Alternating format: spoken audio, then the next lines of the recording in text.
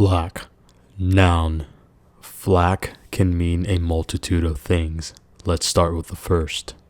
Flak can be defined as the bursting shells fired from flak. Now let's use that in the sentence. The flak from the German anti-aircraft guns damaged the American bomber. Flak can also be defined as criticism or opposition. Now let's use that in a sentence. The woman took a great deal of flak for her political views. The first known usage of the word flak was in 1938, which was just shy of the start of World War II. Flak is also commonly mistakenly spelled as F-L-A-C-K, which was originally used to define a salesman.